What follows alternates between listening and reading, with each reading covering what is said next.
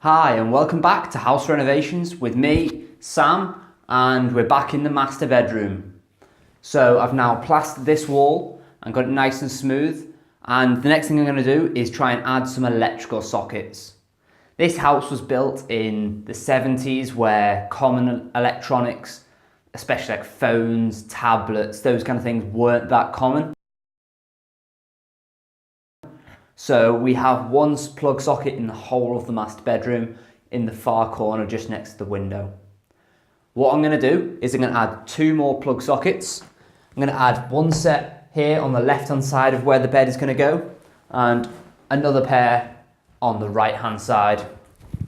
To work out where these are all going to go, I found out that it's recommended you have 75 centimeters between a wall and the side of the bed. So for that, I've got 75 centimeters between this wall and a mark just here. I then know that I'm going to have a king size bed in this room. So it's going to be 160 centimeters from the edge of the bed to the next edge of the bed. That means I need another 75 centimeters on the left for the other side of the bed. So then you've got a full 75 centimeters the whole way around the bed, so it's easy to walk. And I can have a bedside table on both sides. I've decided to put the plug sockets about 35 centimeters from the edge of the bed. So what I've done is I've measured and marked a little mark here. I'm still not quite sure how high I'm going to have the sockets, but probably not too high because I want to have them hidden behind the bedside tables so it looks nice and clean. I'm going to be inserting these nice 32 mil thick plastic socket mounts. This will mean that it's really easy and nice and safe to mount. Once I've done that, I'm going to have to try and wire it up. But unfortunately, I'm not going to be just sticking these onto the front of the wall. I'm actually going to be setting these into the wall. To do that, I need to cut some slots. To do this, I've got this kit. It contains a circular cutting out drill bit and a nice big rectangular hole saw. This will attach into my SDS drill, and when I turn off the spinning, obviously, because you don't want this spinning, it'll just shake and hammer its way in and cut a square hole once you've cut out most of the insides with this really large drill bit. So that's what I'm going to do now. I'm going to measure up, mark on the wall exactly where I want them, both on the left and on the right, and then I'm going to start drilling. So hopefully this will go well, and I'll have some more power sockets in this room, which will be really, really useful.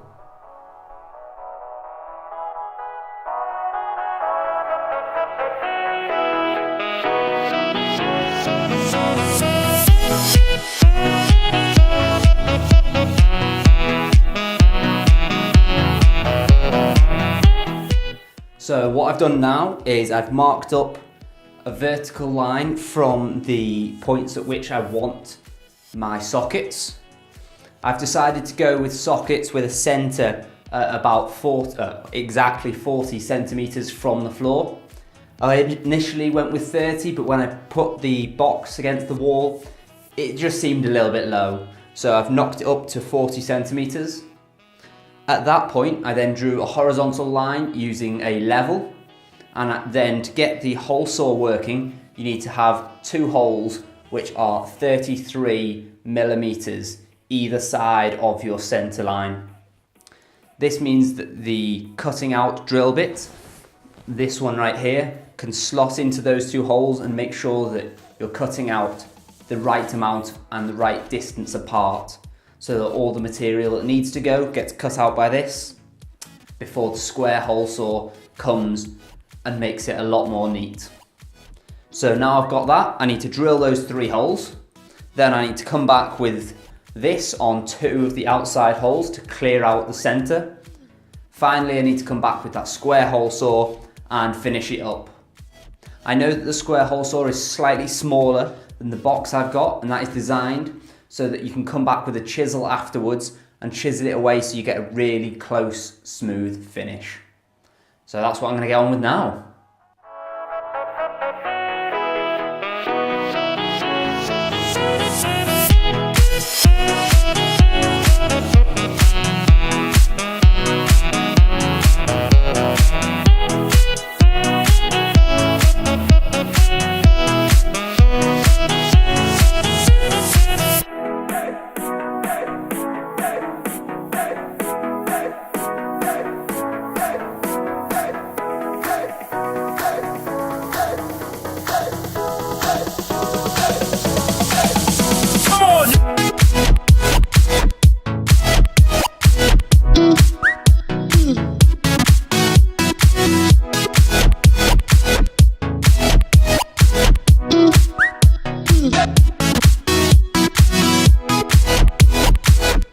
So having used the circular drill bit and the square cutter SDS drill bit, I then took a chisel and a hammer and cut away at the edges, trying to make them as clean as possible, and also making it so that the box inside was flat and level and sank really smoothly into there. That's now done, so the next thing we need to do is make somewhere for the wires to go. To do this, we're going to have a channel going from the center of the box all the way down to the floor. That's going to then have wires going down that go across and then connect up to my circuit in the corner of this room. To do this, I've first marked it out with a Stanley knife, just scored it into the plaster. I've then got this. This is a chasing chisel for my SDS drill. As you can see, it's not actually straight, it bends slightly. That means you can get the chisel vertical, the chisel head vertical, whilst the SDS drill is out off the edge of the wall. That means you can gouge the channel all the way down to the bottom, and hopefully with this it'll be nice and easy. So I'm gonna have a go at that, and yeah, let's see how that goes.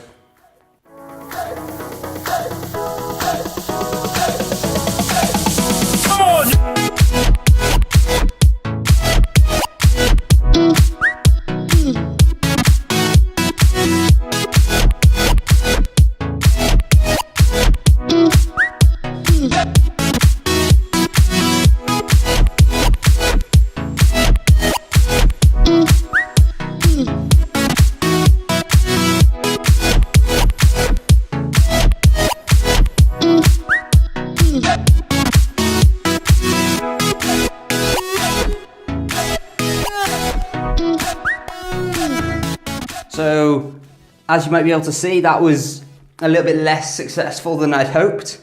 I have managed to chisel a groove here, which then can lead into a channel that goes all the way down to the floorboards.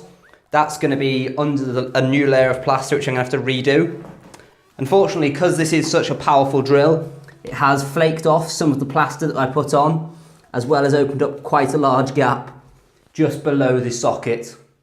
So what I'm going to need to do is, once I've put all this on, I'm going to need to probably strip back a little bit more of this and then replaster this area.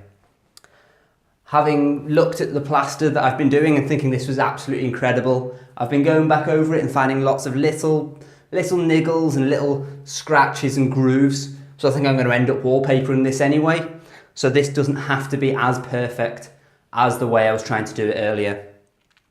So what I'm going to do now is go and get some twin and earth electrical cable.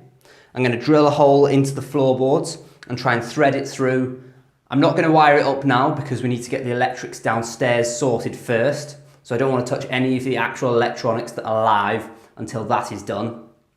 Once that is done, I'll be able to wire it up. But for now, we can at least have the socket mounted and the channel that I've just cut out, I can replaster over that so that when we're ready, we can start wallpapering. So I've now finished both of the socket slots. I learned a lot and I've done the second one quite differently to the way I did the first one.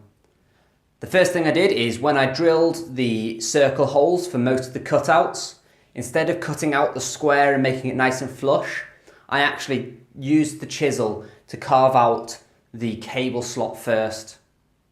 The second thing I did was I then used the Stanley knife to actually cut through the plaster and the underlying plasterboard, and then used a small chisel, like a hand chisel, to gouge out the place where the cables are going to go.